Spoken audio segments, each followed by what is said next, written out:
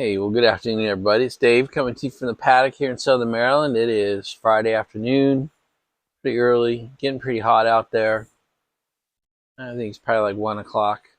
Anyway, today I wanted to do a review of Peterson's Irish Cask. I was surprised how many people were excited by it, had heard about it. For some of you, this is your favorite blend. For some of you, it's your go-to blend. And for several of you, you'd never even heard of it. So I fell into the never heard of it. That's why I pulled it out of the box. What's funny is Potter Piper is the one who put it in the box. And he sent the box to me, and this is what I pulled out. So he's like, that was the one I put in. So I just say, sorry, Ghost Cobb, I took this out of your birthday box. And thank you, Potter Piper, for putting it in the box. Before I go into Irish Cask, I want to do a quick update on Sun Bear's Black Lotus. So I smoked 3 bowls of this yesterday. 2 I did the rub out, and then the 3rd I did the fold and stuff, which is not my favorite flake method. But this smoked great both ways, rubbed out and folded stuff. I was kind of surprised. And in fact, since it was my 3rd bowl, I was getting to the end of the day, I needed to get home, and so I left half of the folding stuff unsmoked, and I just left it in the pipe overnight, and I came back today and I smoked it, and I just finished it. And I have to say, this blend sitting in my pipe folding stuff all night, it was great. I don't know, I do that more often than I probably want to admit. I leave something half smoked overnight, but this blend stood up to that test. So whether it's rubbed out, folding stuffed, or folding stuffed and half smoked left overnight, this thing really stood up. The other comment I'll make is some of the comments were like, this is a good all-day smoke. And when I first smoked the first bowl, I was like, no way, I couldn't do this all day long. But then I ended up smoking 2.5 bowls yesterday, so that was probably 3-4 hours worth of smoking on this, and it didn't, no tongue bite. It was great. So just a quick update on Sun Bear's Black Locust, and now on to the regular programmed schedule. All right, so back to Irish Cask. I'm going to read what it says about the blend on the back of the tin. It says, blended from a heavy-bodied Cavendish. This tobacco is made smooth by adding a mixture of Zimbabwean orange smoking grades and aromatic Thailand burley. It is mellowed using black Perique from Louisiana Bayou. The leaf is stored for many years in sherry oak barrels, giving the tobacco its mature oaken aroma. So that is what the back of the tin says. But the tin had been popped by Potter Piper.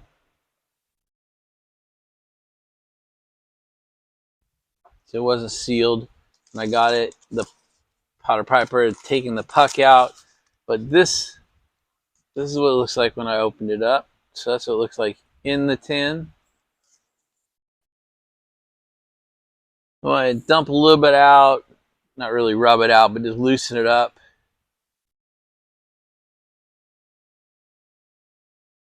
This is what it looks like when you get it a little bit looser.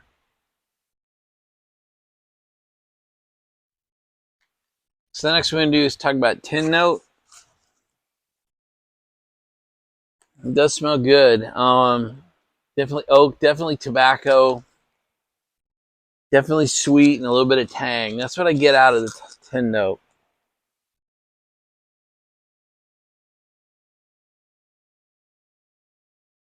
Yeah, the sweet oakiness definitely is the forward scent in the tin note.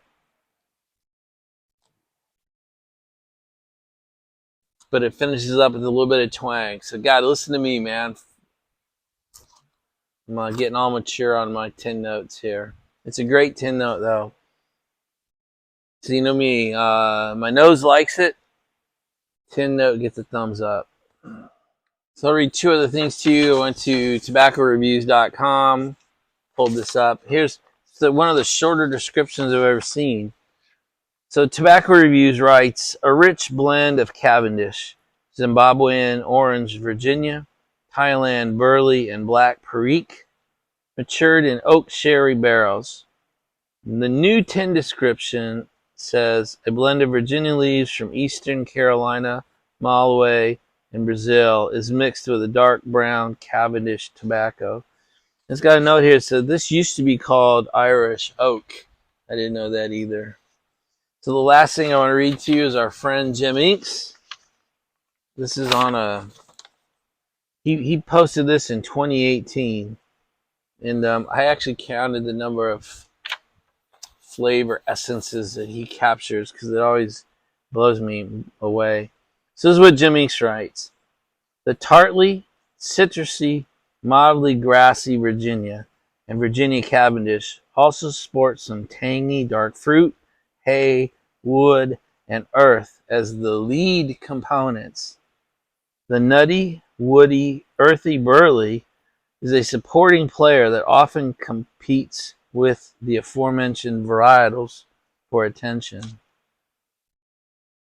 The raisiny, plummy, lightly spicy Perique is fairly mild and never gathers any potency. The sherry topping doesn't sublimate the tobaccos overly much. The strength and taste levels are medium. The nick hit is closer to medium than it is to mild. Won't bite or get harsh. Burns cool and clean at a reasonable pace with a touch of inconsistency in flavor, mostly caused by the Perique, which waxes and wanes.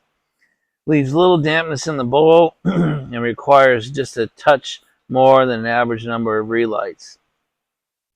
Has a pleasant, lightly lingering aftertaste and room note, not an all-day smoke, but can be repeatable at times during your smoking day.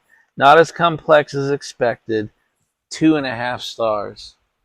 So there you go. It's enough reading for a tobacco review, huh? All right, guys. As always, when I'm in Maryland, I'm smoking my Maryland Meerschaum Church Warden. You can see I've got it loaded. I don't stuff it too tight. I don't stuff it too hard. I don't press it much. I like when I'm trying for taste, I try to keep it light. I load it light. I pack it very lightly. I find these things burn better with a lot of air in the bowl. The other thing I do, guys, I take these things out. These little stems. I guess they're stemmy things. I can't do this anyway. There you go.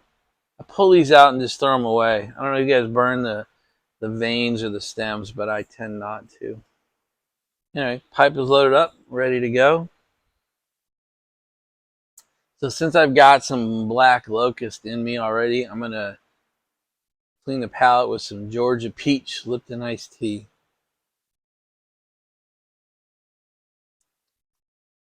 Living in the South, Southern Maryland, you got to have some peach tea.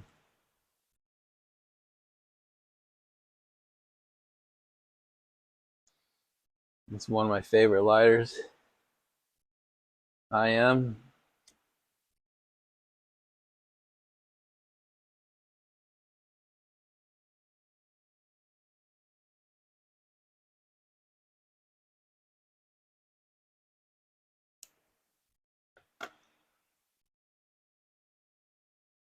Sure seem to light well.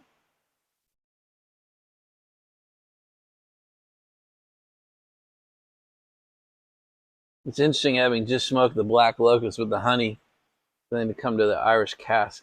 Really different.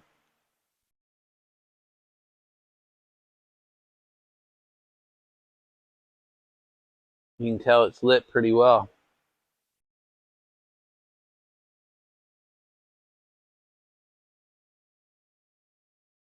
Produces nice smoke. Not as rounded, not as full, not as creamy as the black locust, I'll say that, but it's still good.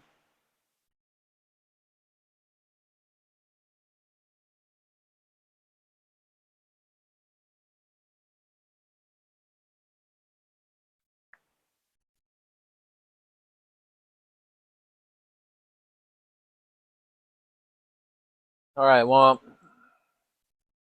I'm probably a third of the way through my first bowl ever.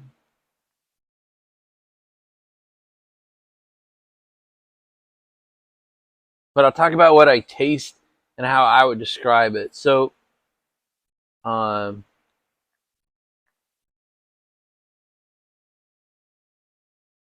it's not a fancy taste. This is a down to earth taste.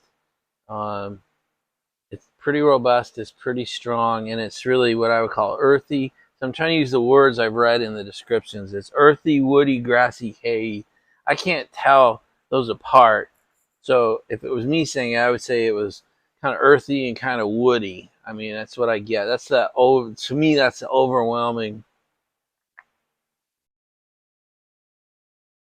first flavor profile I get. Earthy. That makes me want to say down to earth. Kind of typical Irish, right? Nothing too fancy. Give me a good beer. Give me a good beef stew. I want it to be good, not fancy. This is good, not fancy. So I definitely understand the comments about earthy and woody. And I can even throw in grassy and hay. Although I can't tell you that I can taste grass or hay versus earth tones. That'd be total bullshit.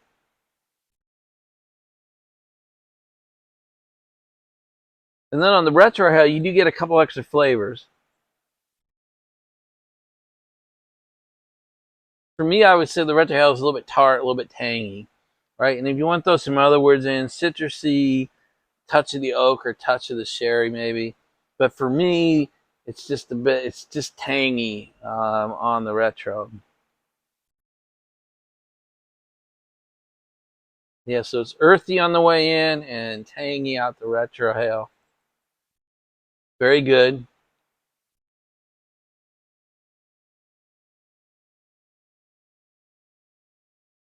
I don't sense the flavor profile changing a lot as the bowl burns on.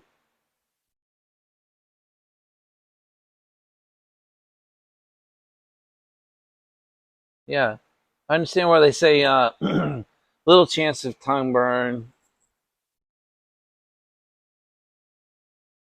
especially if you smoke it, sip it, smoke it gently. My church warden really helps with that. Yeah, so I'm going to go with earthy on the way in, tangy on the retrohale, consistent, robust, simple smoke.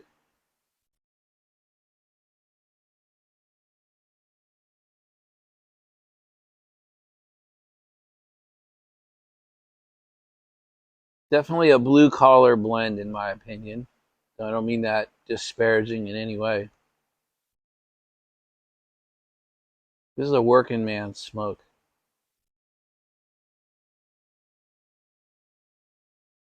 Simple, pleasant, consistent. I'm not gonna lie to you, there's no way this whole other set of tastes don't even approach me. Raisiny, plummy, dark fruity, lightly spicy. It just doesn't come to me.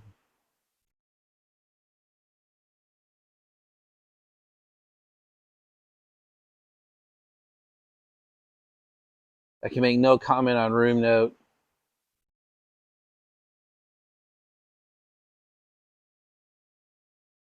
Great blend. My mouth likes it. 2 thumbs up.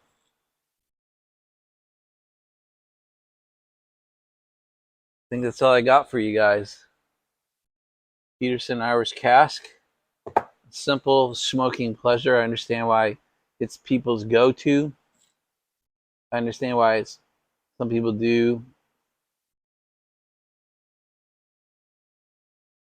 use it as their favorite. Very consistent. Very nice. All right, guys, I'm going to shut up and put this up. Hope this helps. Talk to you later, everybody. Bye.